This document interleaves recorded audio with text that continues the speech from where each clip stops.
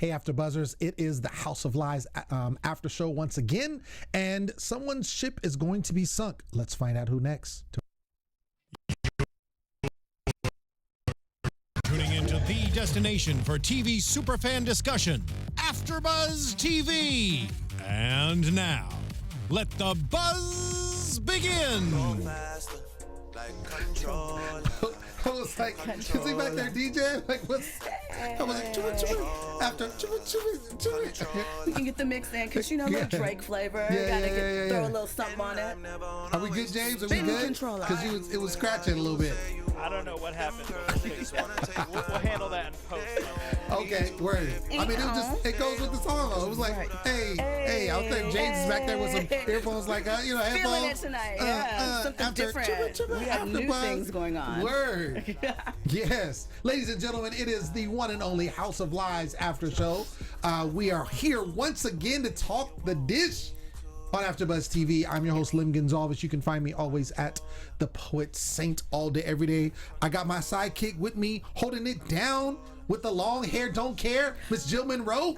It is Jill Munroe. You can find me at Stiletto Jill on Instagram, Twitter, Snapchat, all the good ones. And long hair does not care today. Why? Because I'm here with Lim, and I think it's kind of a perfect match. You know, we're opposites. Right. Lim's going clean, I'm going long. I have no hair. So it works. Been clean. You know, we're on opposite sides of the spectrum, giving you perspective. You know, coming together in the middle with Controller with Drake. Controller. You gotta get your little wine on, right? I gotta figure it out. Just a little bit. Now there's no music, so now I just right, look. So now it just looks. Oh, there it is. Okay. All right. Just stop it. Okay. All right. So, House of Lies. This is what we're going on. House of Lies. The team heads on a cruise. Yes. Interesting. To garner another account, and this one is with Palace Cruises. To garner another account because, as you pointed out, Marty is now in the game. Monica coming aboard saying, yeah, so Skip wants to pay me about 7 times my yearly revenue to buy me out. Obviously got Marty's competitive juices going. Oh, so absolutely. He's going for the account because this company, the shipping company, is worth $4.3 billion. I've paid attention to that number.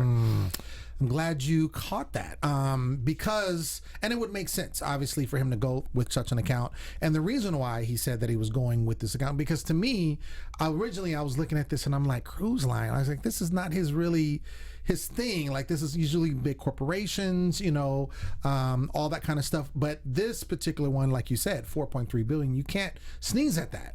And so because he's trying to build up his portfolio, so he basically has, like, Galweather has no choice but to use him or buy him out to be the chosen one. Inflated valuation for the company. Exactly. So he's smart, you know, because now that he's decided that this is the route he wants to go, and Jeannie kind of, you know, helps convince him of that. And so now they're looking at doing it because it's for the betterment of the family, which is interesting because we really didn't deal with the other ramifications for the rest of the team.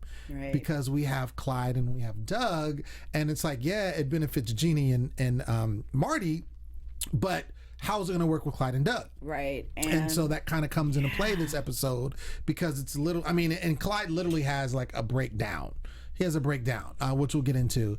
But the funny thing is, and I remember these characters from previous seasons, but the Douchekins are on the cruise. The one and only Douchekins. Marty cannot stand them. Season 2 retread. Yes.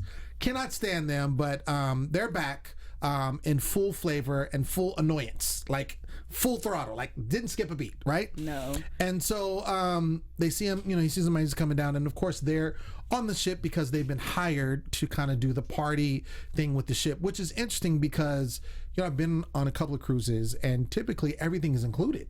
Unless you do like an outside excursion or something like that. But if you were to go to a club on the ship, it's all included. Right. You know, you'd have to pay for your drinks or what have you. But they were running a club, we find out, that actually people were paying and were really like wanting to come, and it was packed out. Because, you know, if you remember back in season 2, their big thing was they were club promoters in Vegas. Right. So they know how to pack them in. They probably have, you know, the DJ with all the tunes. Because if you think about it, how many cruises have you been on where the party was just lit, where you were like, let's go? you know, it's mostly kind of family fare, and even if they have a little club, it's kind of quiet. Sure. Oh yeah. I remember the last time I went. It was very family friendly. So, you know, adding a little spice to it was smart, but not quite understanding how that business works. Sure, exactly. I thought it was interesting too because Doug, now, you know, he's been holding it down with Tess, right? Yeah. That's his new boo, as we saw just in last episode. You know, they're in bed together. And, you know, they were doing some talking and, you know, kind of developing something. And Doug is the type, you know, it sounds like he's more of a relationship guy. You know, he's like, okay, let's develop this into something and, you know, so on and so on. And he gets there and he's bugging out because the captain of this particular ship, Captain Dunleavy, is like the only female or first female or something along those lines. And he like all of a sudden went back into fanboy mode. Yeah. Where he was like an adolescent kid, like, hey, haven't you ever wanted to get with the captain? And everybody's like, no, like, Who no. thinks of these things? No one thinks of these things. Absolutely nobody. Yeah. So he's starstruck in a sense, and he's like bugging out. And so, and it's funny too, because you would think like, yo, you know, and it's funny because they say, you know, don't you got Tess at home? You know, what's going on? He's like, well, you know, not anything exclusive, so I kind of play the field if I want to. I think that is the equivalent of sometimes, you know, women go out and maybe they meet their favorite celebrity or something, and they're like, but it's him. Right. That's kind of what I took from Doug's starstruckness. But it's not even a celebrity. That's the funny thing. I could see if it was a celebrity. You're but like, it's Doug. But it so is it Doug. makes total sense. We are forgetting Dungeons and Dragon is Just what gonna led say. him to his boo. right. Can't exactly. forget that. So now you got a female captain, and he's just all crazy. Okay, I get it. It's Doug. You said the key It's word. Doug, It's yeah. Doug. It's Doug.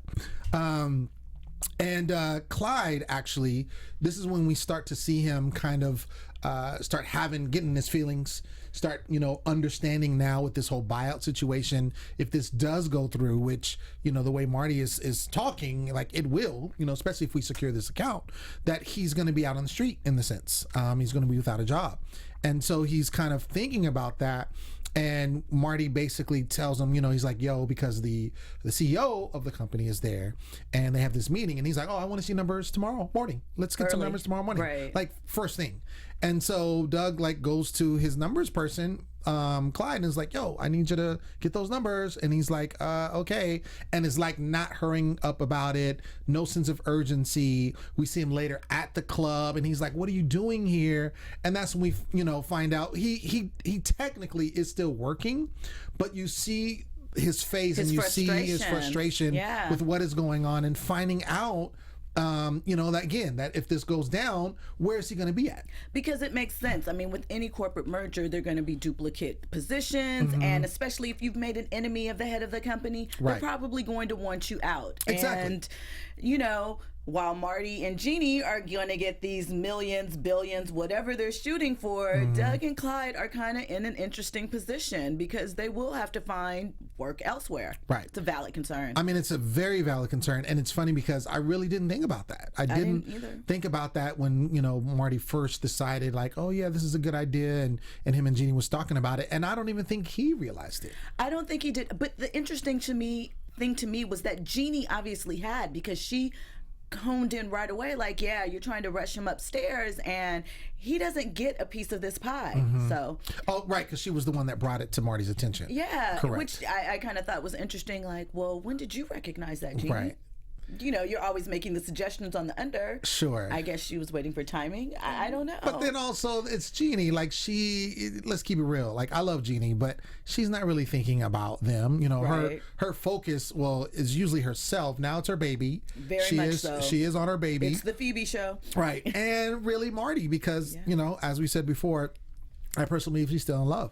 And so Clyde and Doug I think that she's more in love than she was before. I think that the baby is having a halo effect, and it's making her want a family, and she's seeing Marty in this kind of hazy light. I think it's more. You could be right. You could be right. I think when, like I said, I know so that she loves him, but I think the fact to me, it clicked along those lines is when they were having the conversation about, what was it, last episode before last, when they're having the conversation about, you know, when she was kind of convincing him, sell the company, get that money, and then we don't have to worry about this rat race. We can basically do whatever we want to do. We can take care of our child, to go on trips. And that's when he's like, wait, what are you talking about? And well, she was like, oh, I didn't mean like romantic trips. And he's like, no, it's cool, family, and he was talking about, his other son and, everybody together. And so I think that was the fact that he was going for that and not totally against it, because when he doesn't want to do something, Marty's not going to do it. Absolutely not. And he's very verbal about that. So the fact that he was like, oh yeah, this actually could work, and this could, and I'd like to not have to worry about, getting the next big catch or getting the next big opportunity, just having money where I don't have to worry about anything. What do we call it? FU money? Yeah. Getting that money and not worrying about anything. I still don't believe him, but we'll see. It remains to be seen. I mean, it definitely can be a twist, but as of right now, I agree with you about the whole halo effect with Marty and Jeannie and just having tunnel vision. But she did recognize that and kind of let Marty in. And it was interesting because they talked to them, and there's a series, I'm kind of jumping around, but since we're on that notion, they get really, really drunk, right, at this party. Yeah. Duskin's turn up, right? Turn up central. Always. And the reason why they're very relaxed at this point too is because they kind of found a way to basically work to where they can get them, because part of the problem the CEO had was, look, the Dushan's got this huge writer, right? And so it's like, I can't get past this. There's no way I'm going to meet these demands. So he's like, yo, if we can get them to, get away from this writer, we have a deal. And he's like, yeah, we'll do a deal. And when he saw the money that they bring in, exactly, he probably didn't even realize, didn't even understand, was just like, oh, this is a throwaway. Because that's what ended up selling him. Because when they gave him the pitch that, they actually found out, Clyde actually found out, is the Dushkins is bringing in the money. So having those parties, because people have to pay outside of their already paying to be on the cruise, that's where the money is. And so that's what you need to capitalize on. So once he convinced them of that, then it became like, okay, well, let's get them on board. So I like how they kind of tricked them, and they did some really cool things to do that. Yeah. But here they're sitting here played up to the Dushkin's vanity. Of course. That's what you have to do. But they're sitting here, they're having a good time, right, at this party. They're drunk, and then Marty actually kind of gives them a partnership on a napkin. They're playing this game. Oprah does this thing where now you have a car. People always spoof that, right? And so he did this thing like, look under your chairs, look under your recliner. Oh, you have a partnership. You have a partnership, right? I thought that was great. That was really cool. And so, again, not even realizing what he did, but the next day he's like, yo, and Jeannie's like, you made them partner, right? And he's like, what? And so I'm wondering, and that's kind of where it ended. I'm wondering how, going into the next episode, if that's really going to be something. I think that it is, because regardless, I think he recognizes, when Clyde came to him, like, I want to talk about my exit package, basically, how are you going to hook me up? Because you're about to get millions or billions. What am I going to do? Right. I think that it clicked to him, and he knows how much of an asset both Clyde and Doug have been to the work that he's done to get him to this point. So I don't think he's going to back off from that. I think that he probably is just shocked that he's doing all of these things and blacking out and not remembering them. First, at the retreat with the t-shirt guy, and now here he is after a drunken night in the club. It's kind of like, what's happening to Marty Kaan? Marty Kaan doesn't forget details like this. Well, I think it's indicative of what's going on with his life. Like, I think a lot of it is due to this new baby. You see what happened, with his dad, because remember, his dad kind of took care of things and he kind of just do whatever he wanted. And so now he's forced to be more involved with his child's life. So you have that situation. You have him reeling from the mistakes that he made with his other son, Roscoe, and not wanting to repeat that, being too busy and just neglecting and stuff like that.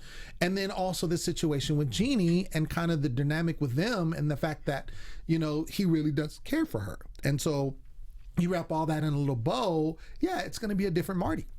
It's going to be a softer Marty. It's going to be a Marty that's more in tune with his own feelings as well as the feelings of the people around him. Yeah. So I think that's what we're seeing. I like how Jeannie comes in and she's like on the mic. She's like, "I have to pump and dump." Like, turn up. The thing that I thought was so genius about that is that I feel like there are probably women in the crowd that could relate to that because it's such a family cruise and you know, sort of, you know, not the booze cruise that it's about to turn into, but just sort of middle of the road. And that's why I think the whole crowd was like, yeah. Absolutely. I'm just curious as to, is it really, can you really get, well, is breast milk intoxicating, I guess? Because they were drinking her milk and they were getting loaded. You know, that's interesting because she shouldn't have been drinking if she's going to pump because it transfers to the baby. I mean, I don't know about human levels, but certainly with a child, you're not supposed to drink and breastfeed. Oh, so maybe, I think I get it. Maybe because she was drinking, then the breast milk is now full of alcohol, and so that's how they got drunk. Yes? Maybe. I thought they were already getting drunk doing shots in the club. Well, and they just were, continued. but I'm saying, but that's what I'm saying. They were going to continue, but there's no, you can never find alcohol on a cruise. Like, you know what I'm saying? Like, you can't, you have to go to a bar or something, and so they were trying to go to the room. you're getting us details, the technical things. You know, how do we know that in their suite they didn't have a whole bar set up? Well, I'm just saying it doesn't come with it. They could have snuck some stuff on, but normally it doesn't come with it. So I think they wanted to keep the party going. And now it makes sense, now that I'm talking out, because Jeannie was drinking. Her breast milk is now going to be intoxicated or you know, full of alcohol. And so if they drink her breast milk, then... Which was so weird. Yeah, that is really weird. That's, like, who has a desire to do that? Gina, I mean, I understand we drink cow's milk on occasion, but what grown adult is like, yeah, you know what we want to do tonight? You know what's going to make this night lit? Turn up! Drinking some breast milk. Yeah. I mean, again, they were super loaded, and it was something very unorthodox and nothing they would normally do. But it's also funny because this particular season, they've showed some outlandish stuff. I mean, you look at the situation when they were at the little, what was it? I'm trying to think of when they were. I can't think of the name I'm looking at. When Marty and them turned into the retreat with the t-shirt guy. Yeah. The Chew. What was his name?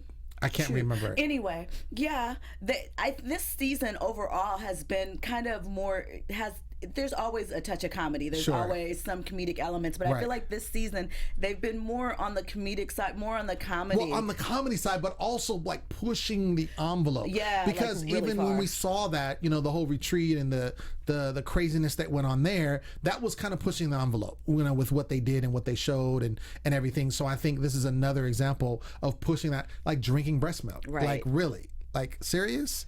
So I think they're just, you know, they're just pushing things and it's interesting to see how far they go with it. Going back over, we see after, you know, they get the fake partnerships, we see Jeannie and Marty drunk dial their baby, right? Yeah. Which was hilarious. But again, this goes back to what you were saying about Marty having a softer side, you know, and here he is.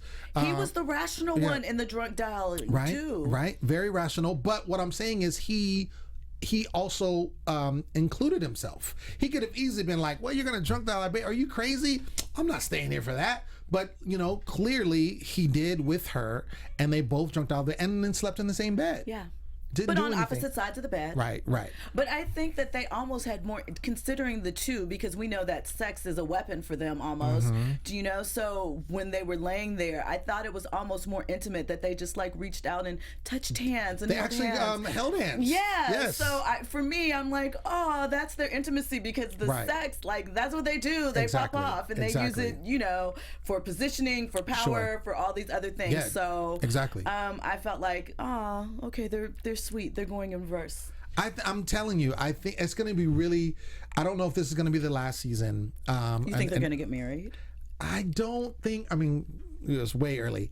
I don't think they're going to get married. But the whole baby situation, I think the writers put that in there for a purpose, right? They're not just going to, because they didn't have to have a baby, right? But they put the baby in, obviously, to go somewhere with it. And I think looking at the characters prior and kind of their relationship, you know, and how they felt about each other, this brings them, it has to bring them together. Like, either, no matter what you do with this has to bring them together because they have this common thing. Even if when they weren't working, we're working in different institutions. Marty had this thing going on. She was over where she was. They had to come together for the baby's sake, whether it was literally just dropping him off or picking him up or spending time together with the baby. So the fact that this baby is there and it brings them together, it's showing that there's going to be something with the future of them being together in some capacity. I don't know about being married right away, but it is going to be something. I mean, the fact that, and it was dope. It was like the little grab hand and it was like, oh, do we have sex? No, he didn't. Oh, okay. Oh, wait. I mean, come on. But you did make a partnership. Like, it was just them, yeah, growing closer over other things. And she's the one, let's keep it all the way real. She's the one that is kind of putting it in his ear to sell. Yeah. To settle down, because Marty's not a settle down guy. Not at all, not by any. So now she's settling down. So, I want to get into Doug and the situation with this captain. Security. So Clyde was messing with him as he always does, and makes it seem like the whole time that he had, was with her in the boiler room. They're connecting. Right. And they had something go on in the boiler room, basically had sex. And Clyde comes over, he's like, oh, this soot on his shoe. And he's like, well, why is that on there? Why? And he's like, well, I don't know what you're talking about. Just playing coy with it, knowing it's getting under Doug's skin, right? He didn't do anything with this woman, but he's making it seem like he did just to mess with Doug. She didn't even remember Clyde's name. Right, exactly. That's what was hilarious. Come on now. Literally nothing. Come on. Doug manifested all of this in his mind. Right. But it was funny because he goes to her room and he's just, I love Doug. It's just so funny. He goes to her room. Shoot your shot 2016. Right, exactly. He goes to her room with some bubbly and some glasses, and she opens the door and he's like, yeah, girl. And, basically he's trying to find out. Stop playing, girl. Right. We had this contraction going on. We got this going on. But he's also trying to find out if Clyde is there. So at the same time, it's like he goes back and forth. Like at first he's like trying to woo her, and then he's like, well, wait a sec, she's not buying it. So he's like, wait, is Clyde here? And then he starts looking around, and she's like, I'm gonna call security. And then he's like, okay, girl, let me just tell you something real quick. And then he starts to get his Mac on again, and then he starts thinking Clyde is there. So he goes back and forth. Anyway, long story short, she calls the security and he goes to cruise jail. Wait, can we back it up 2 seconds? Yeah. When he put on her hat and said, I'm the captain now. I died. I fell out. Like, why? Why, Doug? Why? Surely you had to know that in your Mac bag of tricks, that one was not going to be the one. That was not going to be the line to win her over. And that's, of course, from the movie Captain Phillips. Yes. Which was a great movie, by the way. But that is hilarious. Yes, I do remember seeing that. He's on one, and he was also loaded too. Yeah. Like Skip Real, he was loaded too. Really. So I just thought it was hilarious that literally he went to all those links because she was a captain, a female captain, and that's kind of he had been into apparently. Well, he's been in the captain or just the. I don't know what it is. I think with Doug, I feel like he leans. Is it women in power? I was just going to say that. I think he leans towards women in power. That's his thing. That's what does it for him. And I think that he always gravitates to somebody. Because if you look at his prior relationships, it was always either a woman in power or a very, very strong woman, and that's what he's drawn to, And so and this was the epitome. She's a captain. Right. And, you don't see that often. So. But his Mac was just so off. Oh, God. Yeah, about, I really want to talk to you, maybe mention you in my TED Talk about your struggle to overcome. And she's looking like, what? Overcome what? Yeah. Oh, what are you talking about? Your gender. It's just wrong. Like you're not even picking up on the signals. Stop. But that's Doug, though. Yeah, that's Doug. Doug really is always, he doesn't have any game.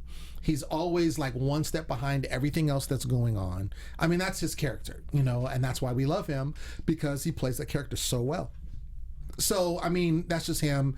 And he never, I don't think he ever is going to disappoint us in what he does, especially in this episode with the captain and really just trying to go hard with this captain and not working and thinking Clyde the whole time. And Clyde was messing with him the entire time. Yes, he was. The entire time. That was great.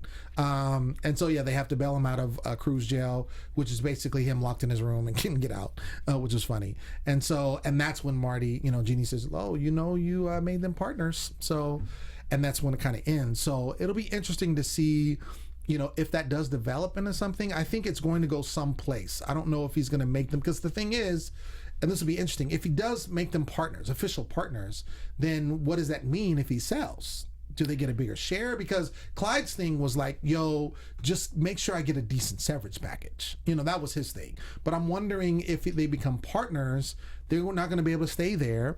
If he sells, I'm just curious as to what would be the benefit now. Money.